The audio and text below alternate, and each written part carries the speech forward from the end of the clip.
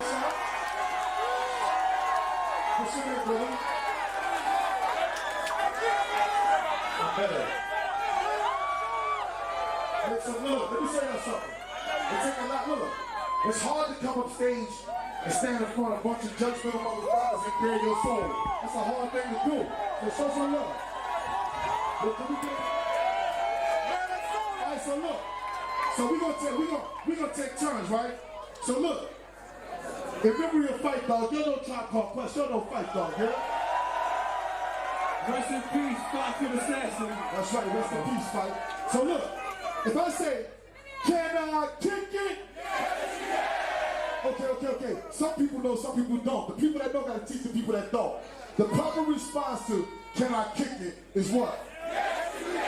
Alright, so, but you gotta be ready for it any time. Like, we can just be talking, and we say, what's up, baby? I like that shirt you got, Black Excellence, that's a good shirt. Can I kick it? Yes, you can. Alright, they got it. Let's go, TJ.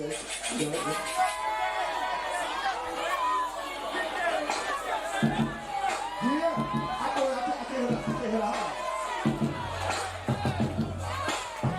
Hey, hands up, hands up, hands up, hands up, hands up, hands up, hands up, hands up, hands up, hands up, hands up. Can I kick it?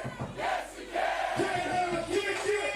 Yes, you can. Can I kick it? Yes, you can. Drop the bomb on that ass, Look, I can't get no satisfaction. I'm in a whole other class of rapping. Fast for 40 days and 40 nights until I walked on the moon like Swagger Jackson. It's a bird, it's a plane, it's an epic tale. They saw my name on the forums and the blogs and they said, he's a herb, he's a lamb, it's an epic fail. FOHSMH, nigga, LOL. It's what they didn't understand. What up, Lady Aries? Salute to you too. On the slab in the mortuary, bleed with a French stare on my face, let my wretched smell. I'm from the land of the smoking guns, smoking dices, on the run with the Christ from the poltergeists, ducking death, chasing life like an ambulance, Candyman, USB flip game handyman. You'll never catch me slipping on the grassy knoll, at the bottom of a well screaming Lassie low. I never spit nothing lesser than the nasty cold. I'm from the era of the Sally Sands, a flashy gold, a pair of panties, some jabos, and the classy low. I'm pretty down with a neck full of baby powder, put time in, trying to get a baby out of, pull her hair, squeeze her neck, bring the crazy out of. Yes, she can. Can I kick it? Yes, she can. Can he kick it? Yes, he can. Ladies and gentlemen, listen to Metasota. Like a back through the D-line. White skinny high fives. Black story peace signs. Through the finger walls. Please first and remember to watch your back. I've been a winner since Pops came. Then I eventually crossed below me and garnered the finishing off. So you will now witness the boss. An 8-5 general loss within his critical thought. Stop running, nigga is lost. So I'm praised. Standing with jabs so the nigga can box. I'm sitting here remembering Pop G. Taking time, taking Pop G, cause you gotta keep his name alive. It's getting real in these streets. You can get ate alive. Having a peace is the only way to ride. Ain't singing it, we living our days faster. Box how to go, but I wish you could stay after. Turn it up and let it bang faster. To the bass, hit the speakers and it cracks the whip like slave masters. Like hate fascists. Niggas can die running like hate gathers. I do what I gotta do to survive. Life's cracking like computer design. I break fresh like no it takes animals. Two at a time, ask questions, so I leave no room to reply. You can run like all the when I really don't have the stamina like nomads in Africa. Say no record with no passive analysts. Roll on and get rolled on like the Excalibur. Beans and petty shit. You lack backbone like a jellyfish. Niggas taking really back is late. The game's dark, so now I'm giving back the light. The game's a race and I'm power walking. Cowards talking the same face, but moving at the same pace. Speed fluctuates, so when I'm at the finish line, I'll just send you my eyes out to bust the tape. Can he kick it? Can he kick it? Can he kick it? My nigga wasn't even done. He wasn't even done. Just to give y'all just a little bit of a clue of who it is I got here on the GMS show today. Everybody, please do me a big favor in welcoming my guy, Metasota in the building, everybody. Yo. Let me fix What's this up? camera. There we go. Got my man out here, man. What's Yo, up with you, man? I'm good, man. I'm good, and I'm happy. I'm good right now, man. This is something I've been wanting to do for a minute, my guy. For a minute. Yeah, I'm honored to be here, man. It's a pleasure to be here. I appreciate sir. you having me.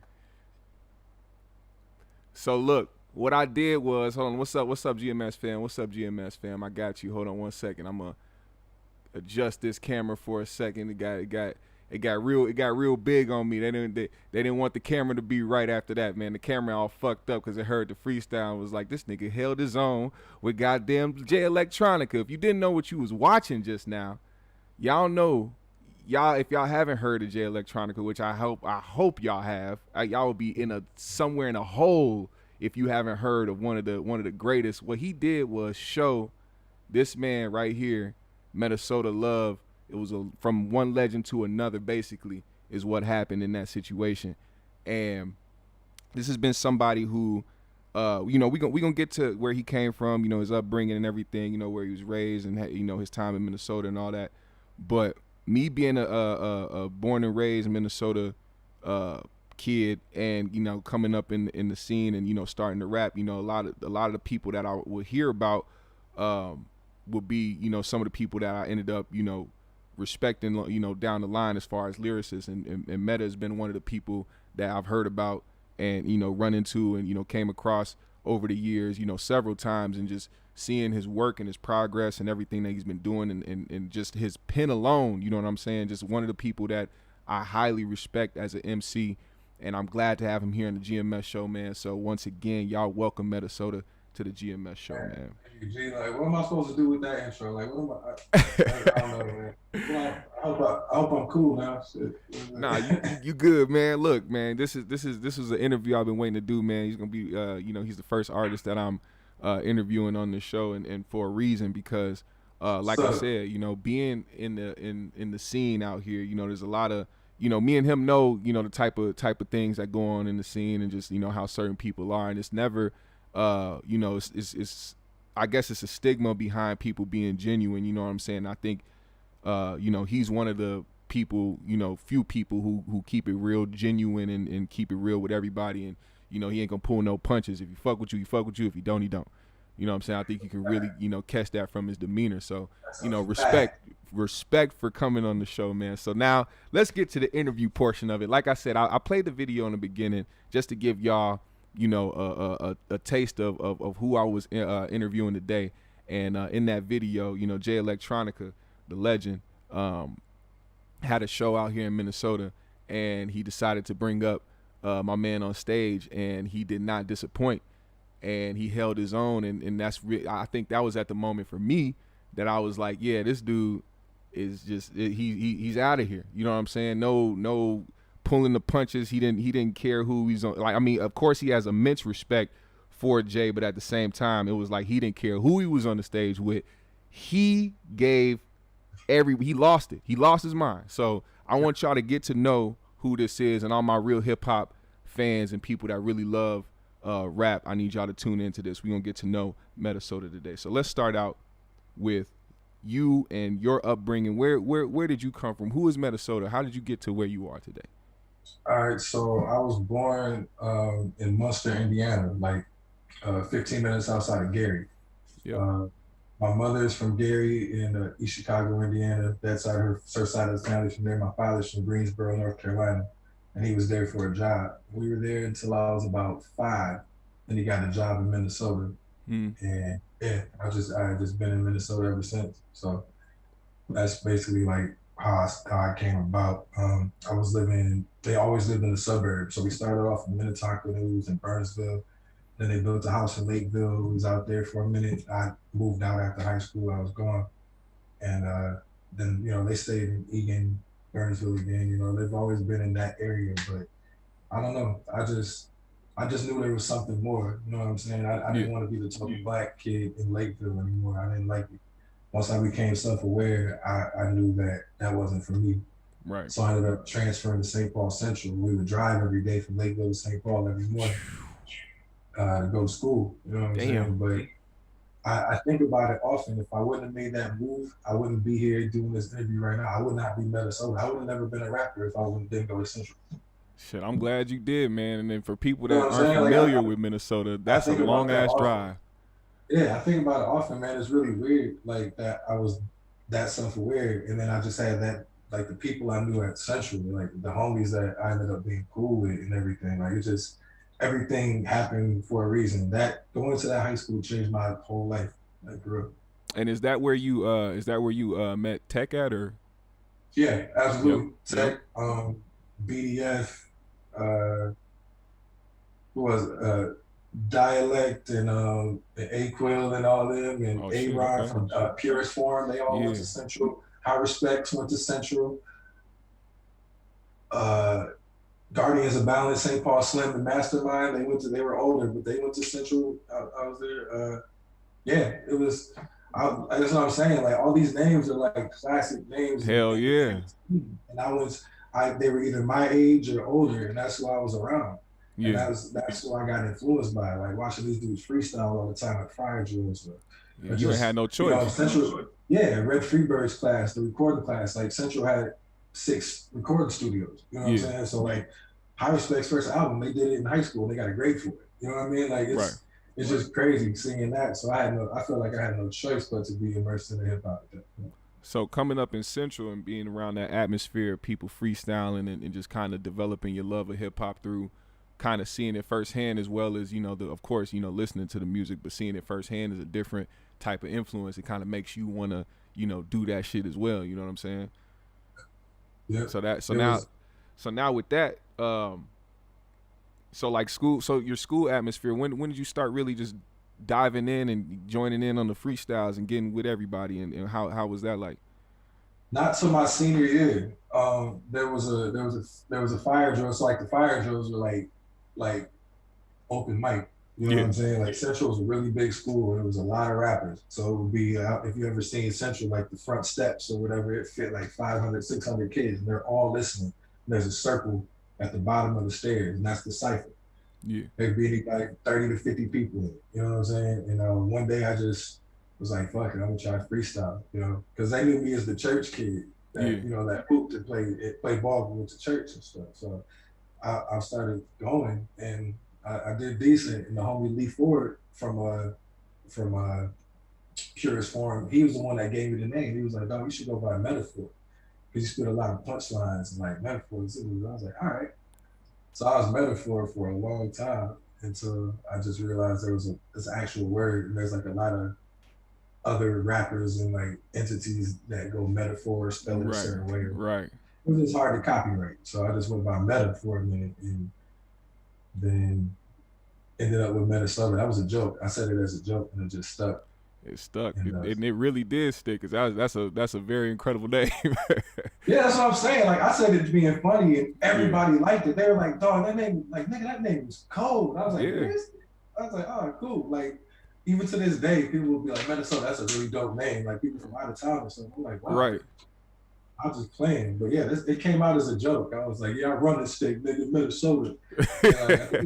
And somebody was like, "Yo, that shit's hard, bro." Hey, fucking stick with it, bro. You manifested that name. That's all that was. It wasn't really a joke. You thought it was a joke, but you manifested that name. That's what it was supposed to be a joke, but it was dead ass. So how about when you first started really recording music? Or matter of fact, you know what? Before I get there, I'm skipping a little bit too far. I want to know actually. Now we know your influences from the high school you went to. What about the influences as far as the people you listen to? Who was like some of the artists that had you feeling like, all right, I need to rap too?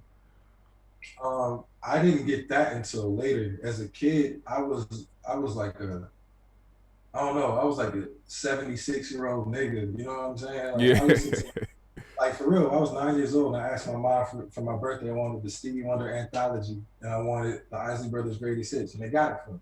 Yeah. You know what I'm saying? Like that's what I was listening to. A lot of soul artists like Donny Hathaway, Curtis Mayfield, but then a lot of gospel because, like I said, I was influenced in church too at the time. So John P. Key, Daryl Coley, Clark Sisters.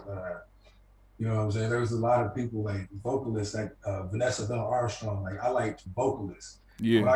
When I finally got into hip hop, my boy Javante Adams, who I went to church with, he had just moved to Minneapolis from like Detroit, and he was a hip hop head. He put me on to like the Roots Illadelph Path, like Common Resurrection. Like he put me like the hip hop I was listening to. I listened to West Coast because G Funk sounded so much like '80s Minneapolis funk. You know what I'm saying? Yep. As a kid, another thing. Alexander O'Neal, that was my favorite nigga. Oh, So coming up as a kid, like hearing that, I was like, they're rapping over like Minnesota beats. Like, so I was like, that's what I liked. And then I heard Common, what was his punchline? I stand out like a nigga on a hockey team. I got goals and I can like a pop machine. I was like, what the fuck is that? If a nigga said that right now, I'd be like, what did you say? Yeah. That was 94. That was ahead of his time, way ahead of his time. That changed my life, bro. Like, you can see how I react to it still. That changed my life. So, like, Common, the Roots were big influence, Organized Confusion, like Prince Poe, Pharoah Monch. Snoop Dogg was a huge influence just because I just loved how he ran. Him and Corrupt was super cool to me. Yeah. Wu-Tang, as I got older, I really got into like Wu-Tang Forever album. It was like, I played that on repeat for like a year straight. So hell yeah. I like people that made me go, how did you think of that? You know what I'm saying? Like, those are the people that got my attention as far as like real lyricists go. So yeah. Oh yeah, and I can definitely tell just based off of the discography how you actually take your time to actually, you know, put things together and actually put the metaphors together. Your name ain't Metasota for no reason. You know what I'm saying? You actually take your time with the shit, and those influences obviously shine light on, you know, who you are as an artist. And from that point on, you know, like I said, you know, when did you really start just getting in the studio and deciding, you know what, I want to take this seriously. I want to at least start dabbling in the shit and start recording some shit? It was right after I got out of high school, I started recording. Like, Tech was still at Central, and I stayed before I went away to North Carolina. I stayed there for a year, and I was like Jan Mandel's teaching assistant in the acting class. So I don't know.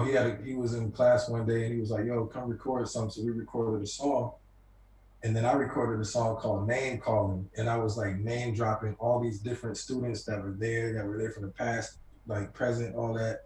And it was like putting punchlines to their last name or their first name or their nickname or something. Yeah. And that song went crazy around Central. It went crazy. Even the teachers were playing. So like I was like, okay, maybe there's something to this. You know what I'm saying? And then we formed the group Verbal Tactics. Me, Tech, the homie B. Hugh, Brandon Pender Hughes at the time, Franklin, Lewis. Yeah. Rest in peace to my brother Shortwick, Chris Jett. Okay, rest in peace. And Beef Morgan from the group NPLS, if you're familiar with them. And Just Live. So yeah, we had a whole entity, and our manager actually was DJ Ski, DJ Ski. Really? Scott Keeney. He went to Central too. That's where we used to record. Oh, okay, yeah, you're right. Yeah. His father had a condo in Bandana Square of Lexington, like I can't remember, but you know what I'm saying? So we would go there, we would record.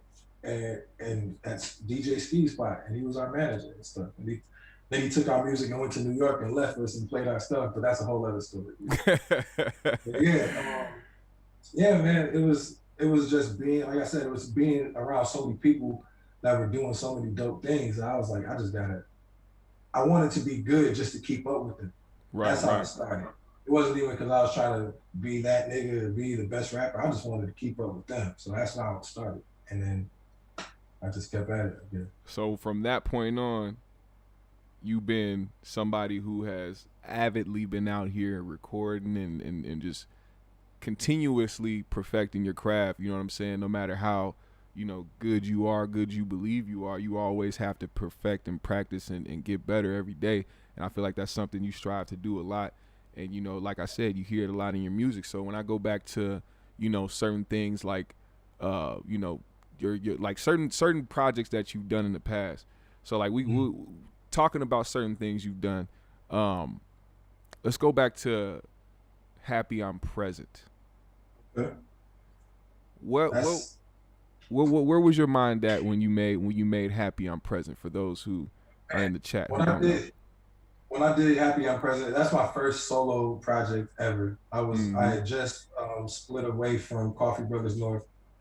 Shout out my boys Java Star, Dre Sola, you know what I'm saying? Like Yep. they're still fam, LaRue, they're still family. Devin the Dude, all the Coffee Brothers down here, I'm still family with them, so that's cool.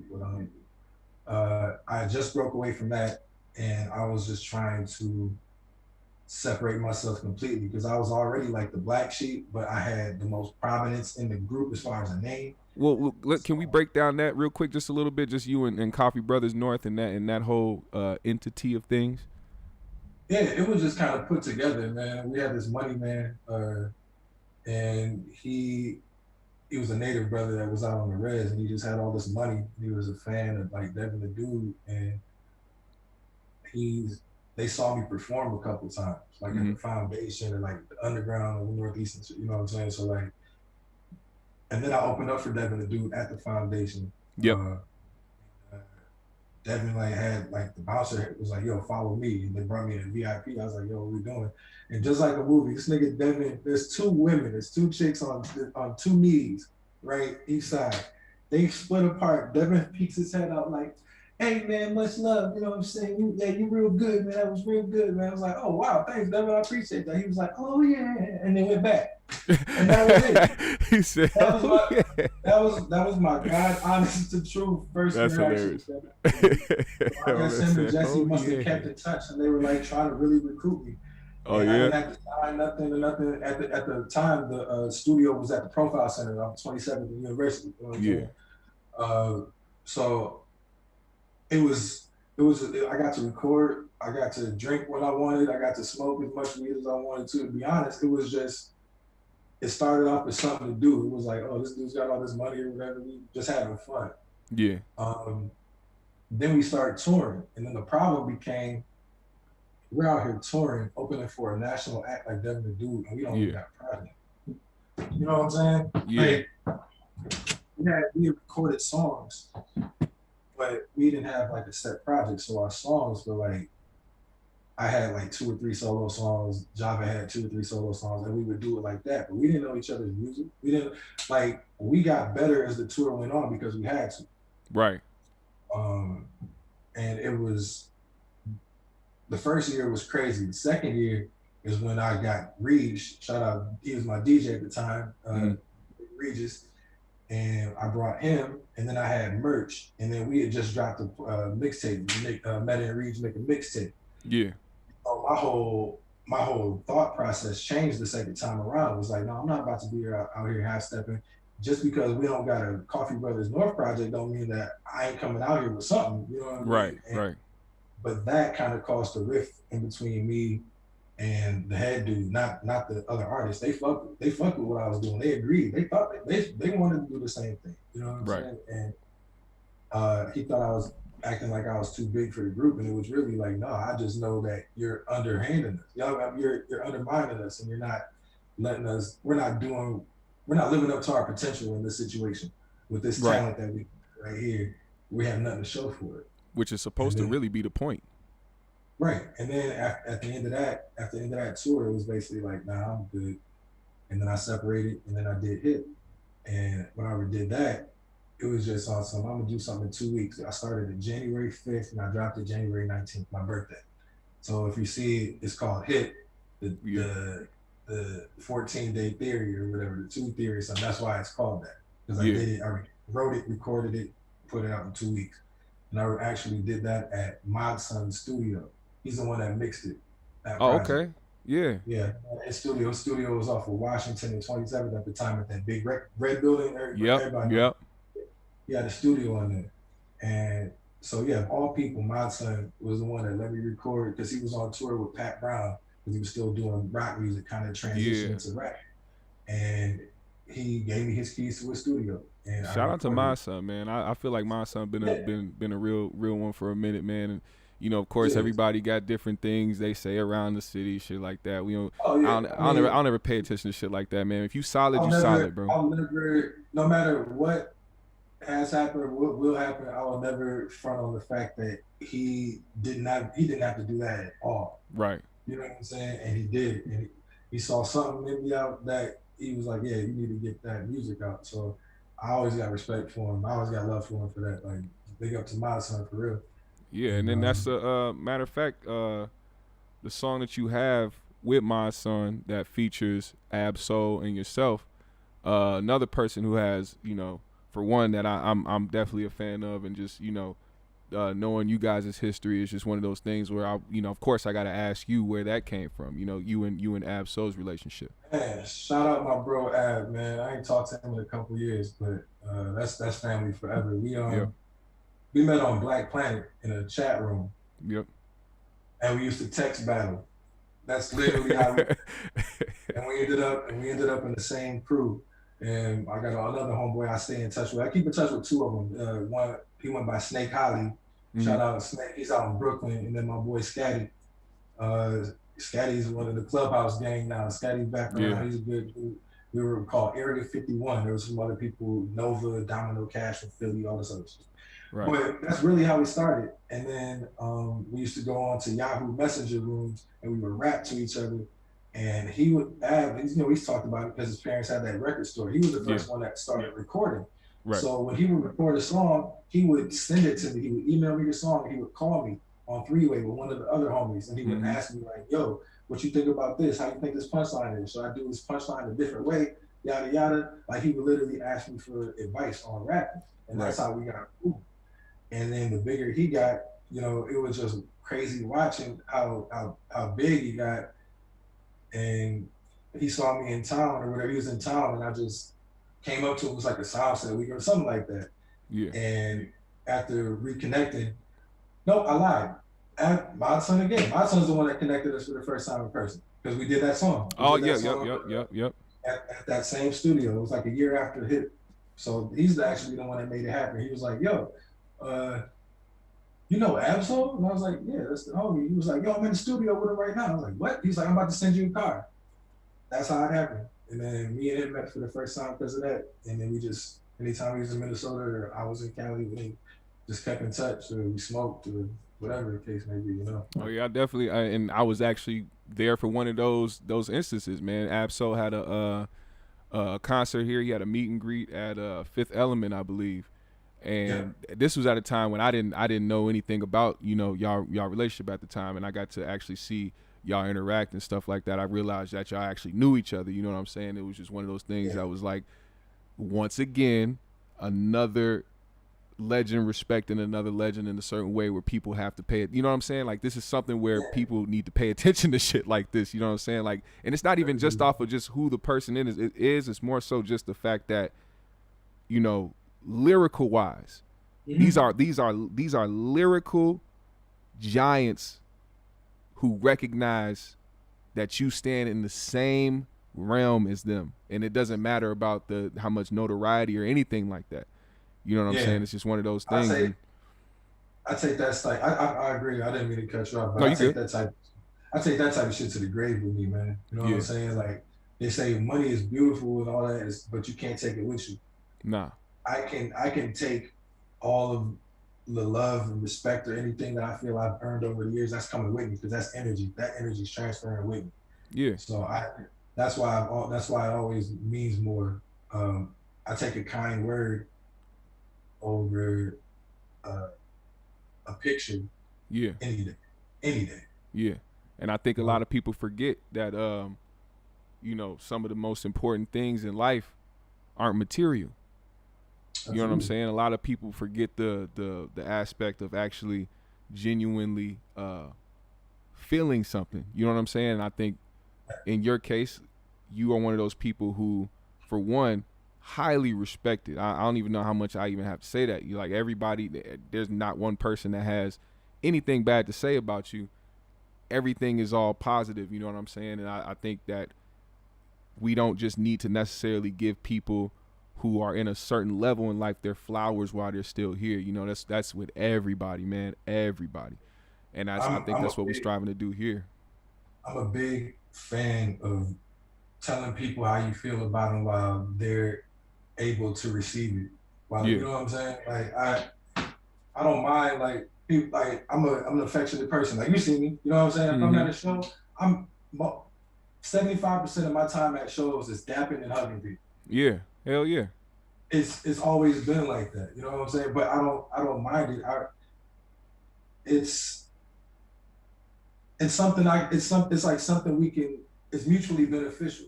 Yeah. Me being kind is a benefit to me, because why would I not want to be kind to you if you haven't given me no reason to? You know what I'm Facts. saying? Like, there's times where, you know, I might be like, if you see me, if you're performing, for instance, and I'm really into the set, and so people come up to me like, yo, what's up, man, or whatever, and they see, like, I'm not gonna be rude, but that I'll be like, all right, like, you, like, Right. holler at me in a second, you know what I'm saying? Exactly. But other than that, like, nah, like, I feel like that's what comes with it. Like, it's a receipt. It's a receipt for everything I've spent. Mm-hmm. All that love that I get back is like, okay, it's you've paid it. You've paid it, and this is your return. Like, that appreciation is just like, it's just like a receipt. And I think, so especially coming from you on one end, and then the person on the other end, it's more so it's always going to come back tenfold from the people who support you, because of the fact that you carry yourself in that way. So anywhere you go, or anywhere that you show up at, or anything that you drop, people will always respect that. People will always support, because of the way that you carry yourself. Your character always will shine through a lot of the things that you do, you know what I'm saying? And you complement it with actually giving quality music.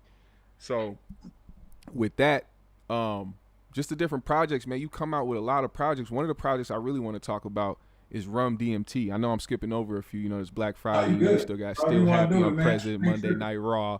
But this is your world, man. Yeah.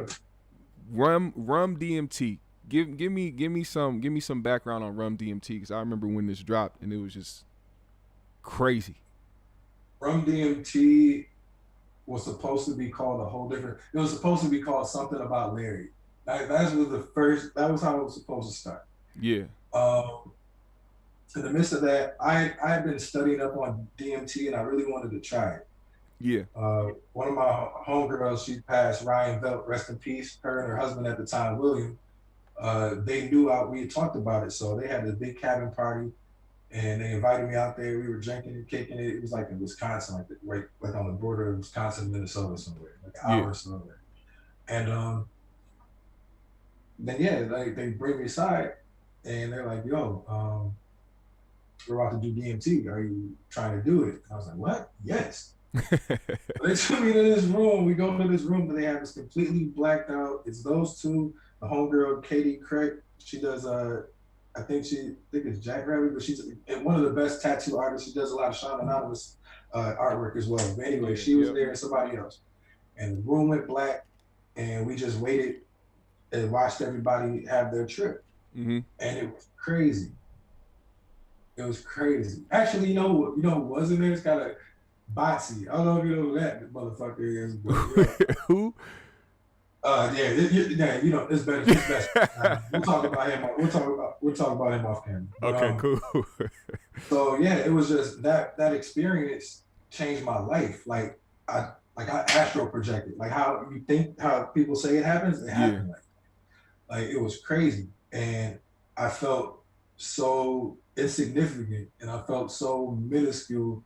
It's just this one entity in a vast universe, and multiple universes even, you know what I'm saying? Yeah. People and energies and things, and it was the most freeing thing in the world to know that I'm not as important as I think I am, or that I never will be. Yeah. There's freedom in that. Gave you a lot of clarity, huh?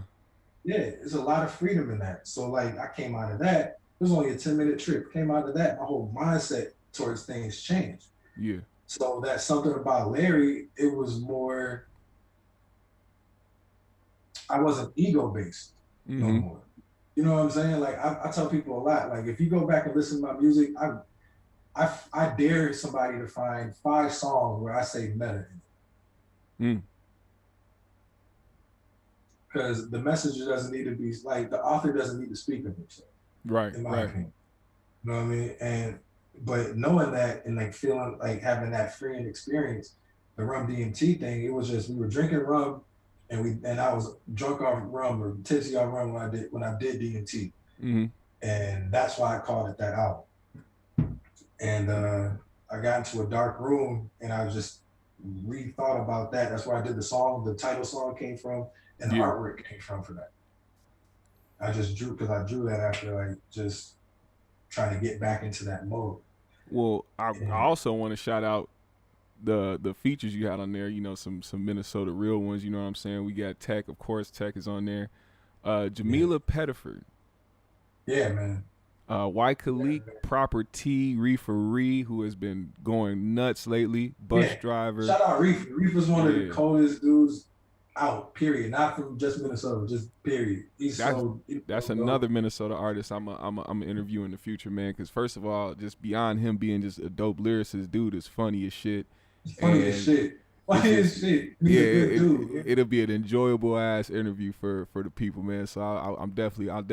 Hey, real quick, man. My fault. I gotta shout out the Upstairs gang and all my people, man. It's like my clubhouse clique, man. It's a lot of them are in the chat right now. The amazing Oops. I don't know if you know the battle rapper Oops, Bruce Franks Jr. Yep. That nigga's in the chat right now. Oh shit. Well, shout out to that man. Goddamn. Man, no, that's St. Louis Superman, man. My boy Steven Haynes. Like, there's so many people in here, man. That, like, a lot of battle rappers. I see that. Like, that's like my new little clique, man. Like, keeping you motivated to continue to keep working. Absolutely, man. Like to be able to say like I'm friends with like Oops and like R1 and Quest and like they canon in these dudes now, like Saga, like these are the homies, and like they send each other. Like that's I think you saw that Facebook post or whatever about all these calls and texts I have from rappers, like asking questions or sending me unreleased stuff. That's what's keeping my pen sharp. Like, how could I not want to be better? You know what I'm saying? I mean, that's what we need too as artists, man. We can only sit so much by ourselves trying to think for so long till we actually need some type of motivation. We got to move around. We got to go outside or something. Get in touch with like-minded people to keep us, motivated and keep us, wanting to continue to be better. So I'm glad you got a system like that. I'm the dopest nigga in the room. I'm in the wrong room. That's how I always look. I'm the coldest nigga in the room. I need to be in another room. Yeah. So like, it's just, I don't know. It goes back to the flower giving. I love letting people know how dope they are, because what good if I feel like that, what good is it am I holding it in just for myself? You know what I'm saying? Why would I not tell that person that made me feel the way that I feel? Like, no, that nigga, you're incredible. You know what I'm saying? Like you are dope. Like I'll be listening to your shit and I'll be like, man, how did you think of that? I listen to your beats. Like, I didn't know you were that cold at producing, G. And man, appreciate it, man. Yeah, for real. I was like, yo, this thing is really nice. And I if you make me have to stop what I'm doing to acknowledge your talent, the least I can do is tell you. Yeah. No, it's always respect, man. So you're incredible, dog. And the song we did, like I liked your verse a lot. Like that's why I was like, I got this shot. Oh yeah, like if y'all don't know, man, me and Meta got a record out there, man. We've known of each other. We've known each other for a minute, but we haven't been able to work together, and we finally got to work together. Well, actually, no, you gave me a beat before. You sent me a beat before, and I did a song to that. He did a beat challenge. Yours was my favorite song. Yeah, he did a beat challenge. He put a beat out there and was like, whoever want to put something behind it, and I did something to it. You know what I'm saying? And then we actually got a chance to make a song together. Appreciate you, bro. And it was one of those, scratch that off my artist bucket list type shit. Like I wanted to do a song with him and just other people, so it was just like we got a chance to do it. And if you haven't heard it, it's on my channel right now. You know what I'm saying? It's called In the Wind, me featuring Metasota, man. So y'all go check that out when you get a chance. Both of us flowed like a motherfucker on that shit, and it really sounded like niggas was in the wind when they was rapping. You know what I'm saying? That shit was flowing like a motherfucker. So appreciate you for doing that as well. Now, I want you to speak on, because one thing that I've always admired as well over the years is watching you and Tech's relationship and things that y'all done over the years, and just kind of expound on that relationship, man. Because I think y'all one of the best duos to come out of this state. You know what I'm saying? Shout out Tech. It's funny, we got the shirt on. Yep. I had to. Yeah, that's my brother, man. Like I started off because he's a couple years younger than me. So when I went to Central, BDF was like my road dog. We were same class, all that. You know what I'm saying? He still is. Shout out BDF. He just dropped a new video today. Super bad. Go check that out on YouTube. BDF Super bad. Anyways, though, yeah, me and Tech just got cooler because he was just so talented. Def Jam tried to sign him as a producer when he was 17. Yeah. And he was like, nah, he wasn't feeling it. And the fact that he said no and that he had the insight to be like, I want to get better, but I want to do it my way. I was like, oh, this little nigga's got. I was just intrigued by that. At 17 too. Yeah, when most kids at 17 would have been like, fuck it, I'm taking that. Yeah. So that alone, I was like, oh, I gotta like really tap in with him. And we would just hang out and he's hilarious. Like, you know, Tech, he's hilarious. And I just like being around him because we laughed all the time and we would crack jokes on other niggas and everything. And we just got cool. And then my mother got sick. She had cancer and my father was working a lot. I came back. I was in North Carolina for a minute, came back. And no, it was before I went to North Carolina. I ended up staying with him and his family. And they were off of McKnight Road in East St. Paul for almost a year. Okay. His family just let me move in. And it was like, yeah, you're cool. So that's literally my brother for life. Like his mother sent me a care package like 2 months ago. Like she always sends something. She sent me my Black Dads Matter shirt. You know what I mean? Like, yeah. His dad will hit me up and see how I'm doing. Like his sisters are like my sisters. Like I love his whole family. I walk into one of their family reunions, him and BDF and Pilot, because they're all cousins. You know what I'm saying? And I walked into their family reunion one time, this was a couple years ago. Everybody turned around and was like, Meta or Larry, however they know me. I was like, I don't get that much love in my own family. You know what I'm saying? and not even being funny, just like knowing that you have a foundation like that. Like, yeah, that's real family shit. There's nothing better than that. That's nothing better than that. Like, me and Tech, like, everybody loves Tech. You know what I'm saying? Everybody, we always get that. Like, everybody loves y'all individually. You know what I'm saying? But, like, us together, like, nobody gets me like he does. You know what I'm saying? Right. Like, I definitely have a lot of friends, but nobody understands me like he does, and vice versa. Like, we can have a whole conversation in a room full of people without saying nothing, just looking at each other. You know what I'm saying? Like, I mean, for the longest time, I thought y'all actually was related. You know what I'm saying? I really thought y'all was related for a minute. Yeah, man. Nah, I mean, we might as well be. For real. I think it's even greater the fact that we are as close as we are because it's chosen family. You know what I mean? Yeah, like, exactly. It was the universe type shit, man. And you could tell by how y'all gel together when y'all actually create shit. You know what I'm saying? Not just, you know, being around each other, but when y'all create shit, you can tell that y'all gel the right way and y'all actually, you know each other now, like to the point where he'll come up with a beat or some shit and you already know, all right, yeah, I already know what I'm putting down in this shit type shit. You know what I'm saying? And that's the type of, not just regular friendship, but like the type of music relationship that benefits both of y'all. You know what I'm saying? Y'all have the right dynamic. He knows me sonically. He knows what I like. He knows what will work for me. Like I gave him some. Like he produced that whole album. Like Rum DMT ain't Rum DMT without Tech. Like he literally produced the whole album. Yep. And then he went away for that year or so, but the beats was already made. And then I sat down and I started learning like the process of like dropping the beat in certain parts and like just chopping it up and stuff. So then it taught me how to kind of produce while he was gone, and me and Jess listened. That album took a while to come out because it went through 3 different processes. How it sounded before Tech went away, how it sounded while Tech was away, and how it sounded when Tech came back. And it had to go through all those processes. The last song done was the bus driver joint, because me and him had just got cool, and he was like, yo, send me some on to get on stuff. So I gave him that, the premise for it. And he was like, oh, that's genius. And he sent me something back the same night. You know what I mean? Like, it was just crazy. Like everything came together how it was supposed to. You know what I mean? Like it was from the vocalists to the artists, the rappers, everything. Everything came out how it was supposed to go. The conversation that's in between it, you know what I'm saying? Like the interludes. That was a room full of 30 people just talking, just chopping it up. You know what I mean? Like Bobby Raps was in there. It was like the most random people in there too. Like, so like, yeah, it was dope, man. It was a really great process. And I think that's one of the things, like I said, just really a really dope thing to watch happen, and to actually hear it and knowing that it came from people out here. It wasn't something that everybody, you know what I mean? Like it was something that genuinely represented who y'all were.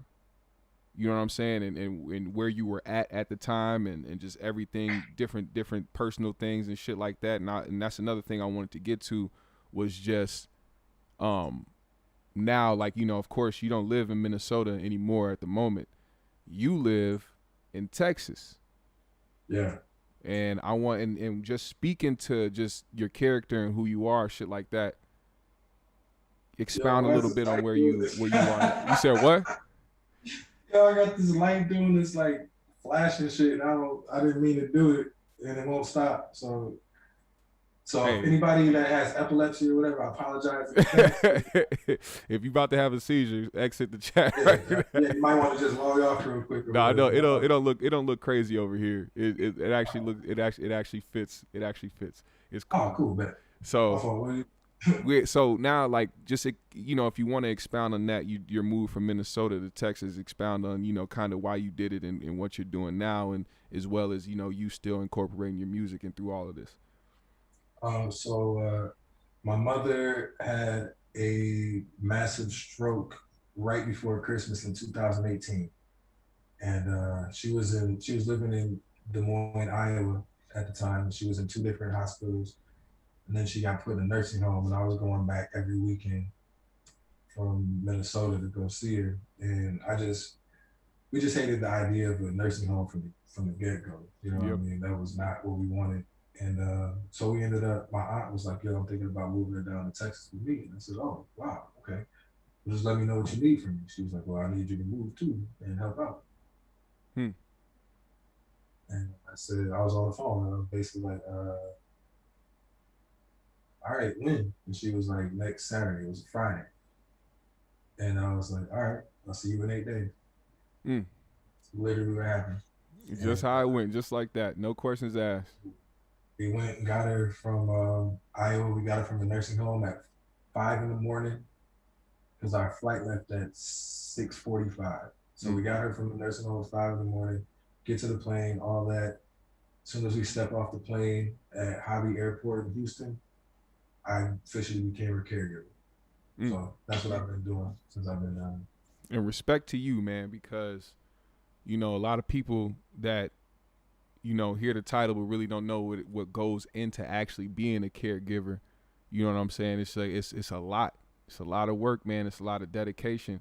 And you know, that's one thing that a lot of people shouldn't look past, man. Just like I said, it speaks a lot to your character and who you are as a person. You know what I'm saying? A lot of people would, you know, see what they doing and try to, you know, think about themselves in the moment. You really can't think about yourself in that moment, especially when you're dealing with your mama.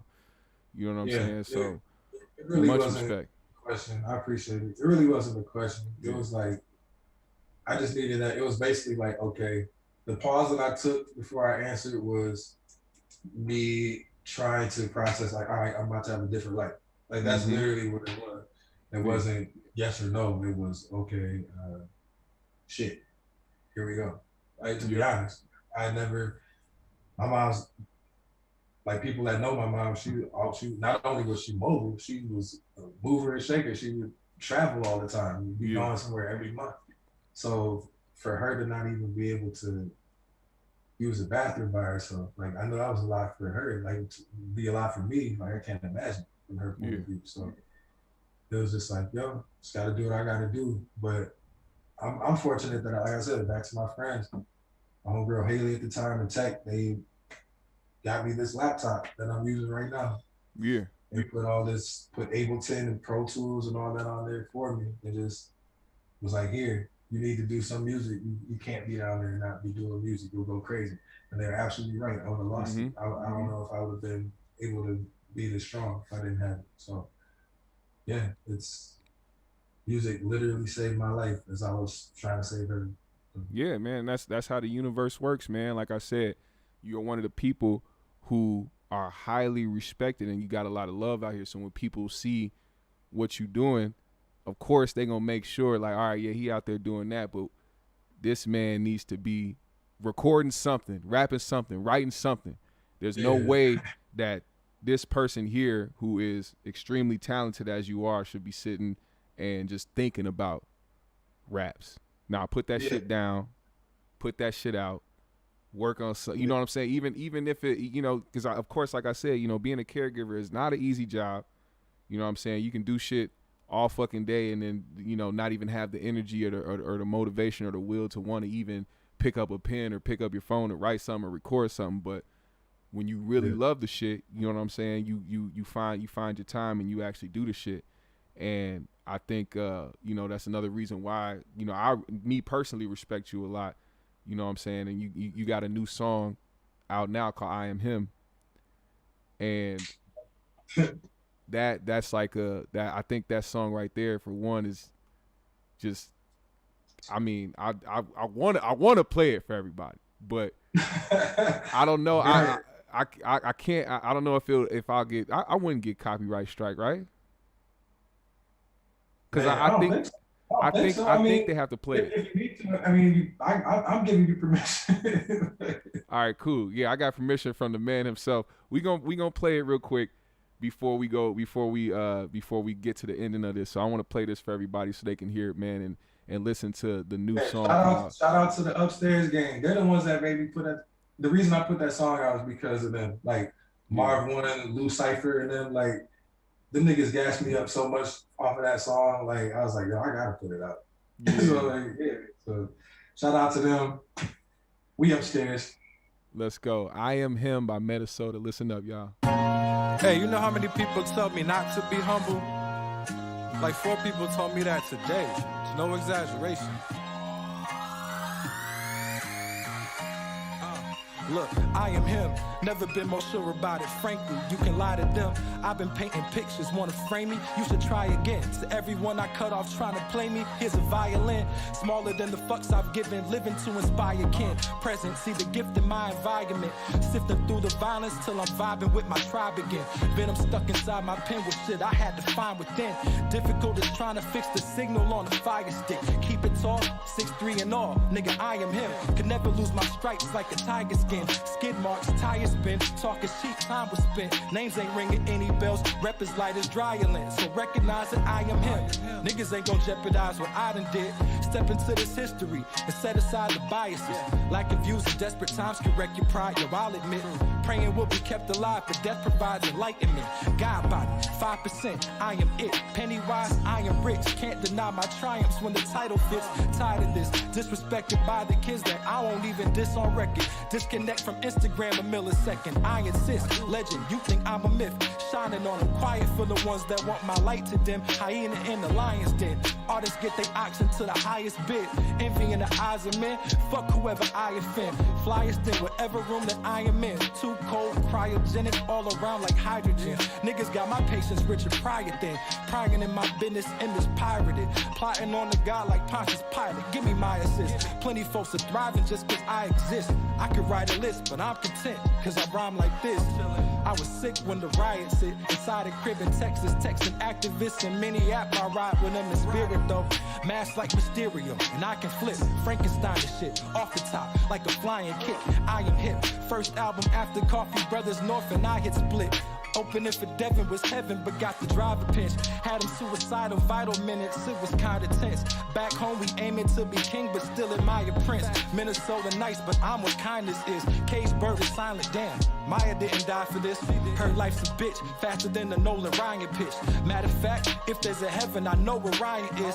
Miss you daily, lady, got me smiling as I'm finding pics. Inner peace from mimicking your energy, defiant bliss. I can grin comfortably, cause I am him. Come for me, I'm fighting if there's one of me and 9 of them. Luckily I'm covered, swear you suckers couldn't buy a friend. Bullseye like a boat hunter, not naming Biden's kids.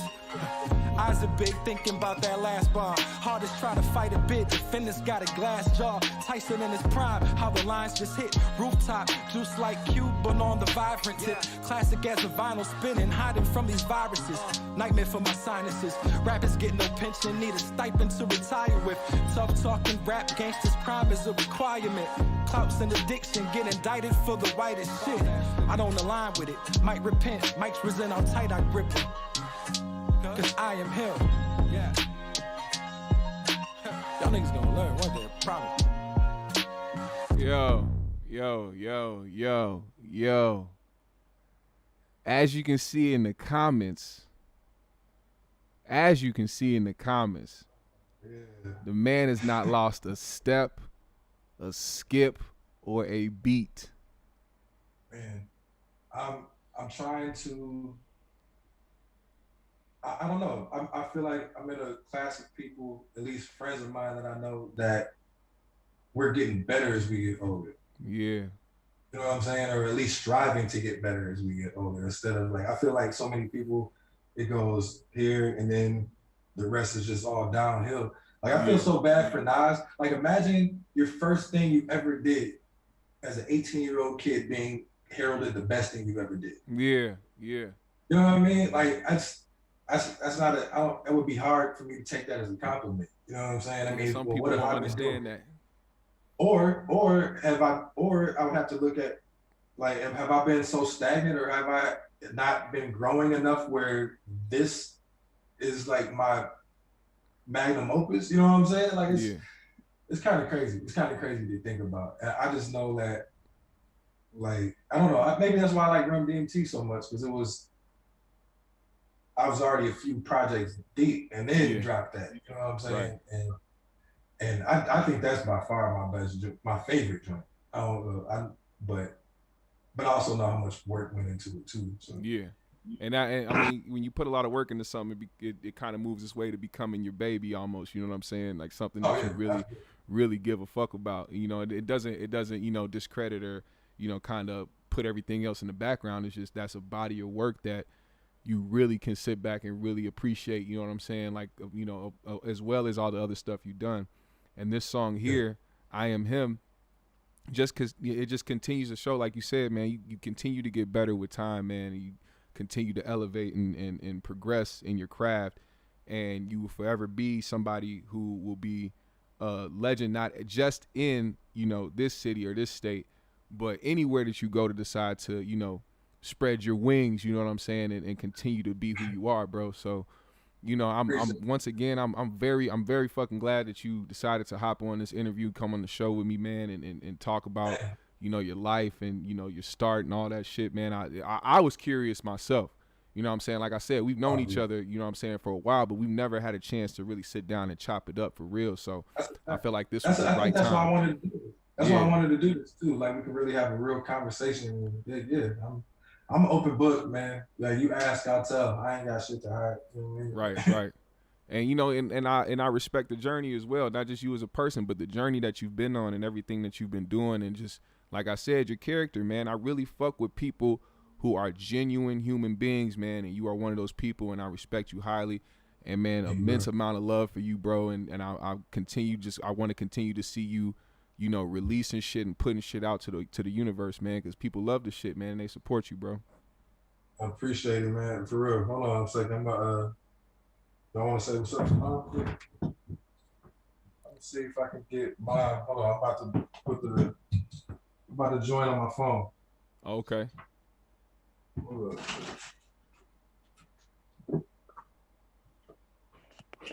All right. There we go. Yo, you see me? Yep, I can see you. All right. Hey, mama. Hey, want to say hi. Hey. Who that? This is Jaquan. This is the dude I'm doing the interview with. Hey, Quan, hey, how you doing? I'm great. That's good. And then the homies is on there. Trying to get Chauvin sentenced. Oh yeah, they sentencing Chauvin right now, aren't they? Oh yeah, absolutely. He finna sit his butt down. Yeah, shout out to jail. Yeah. Hey, we glad to see her smiling, man. Let's go. That's right. Man, that's beautiful, man. Yeah, man, we just crack jokes and shit all day. Hell yeah, man. I'm glad you did that, man. Shout out to the chat, man. They saying, what's up, Mama Soda, man? Hell yeah, man. That's what's up. Yes, sir. But yeah, man. Love, bro. I appreciate it. Oh, wait, dang, camera 1 and camera 2. Hey, I should have been on this shit. Hey, somebody else joined in. Oh, wait. I think I said that to the homie by accident. Is that Doe? Who's that? That's the homie D. What up, God? Hey, we got somebody else in here, man. Who is this? Let's shout him out real quick. Oh, that's the homie D. Greggs, man. He's getting down here. D. Greggs. Yeah, what's good? What's going on, man? Yeah, you know we here with Metasota, man. You know we chopping it up with one of the legends out here, one of the dopest lyricists to come out this motherfucker, man. How you doing, bro? Indeed. Yes, sir. I sent the nigga the wrong link. You sent the Zoom link. You trying to watch the show and shit. Yeah, that's on me. But no, hey. D and homie, that's family though, man. That's part of the upstairs game. Okay. You know what I mean? That's what's up, man. Look, hey, like I said, I appreciate you, man, for doing this interview, man. This was a blessing, and I'm glad that we stuck because usually I do my show for an hour, man. We just hit an hour, so this was perfect. This was perfect, bro. I appreciate it, man. Stood the test of time. All love to you, and I'm happy for you. Proud of you. Everything you've been doing with the podcast and everything you got going on. So yes, sir. You know. So yeah, thank you. Hey, man. Much appreciation. Everybody in the chat, everybody that's watching this right now, if you haven't, man, for one, hit the subscribe, hit the like, hit the bell, and also go follow Metasota, man. Go do your homework, go do your Googles, do your homework, Metasota all that shit. On everything. Yep. Metasota on everything. And do you have a Cash App or anything like that? Somebody asked that earlier.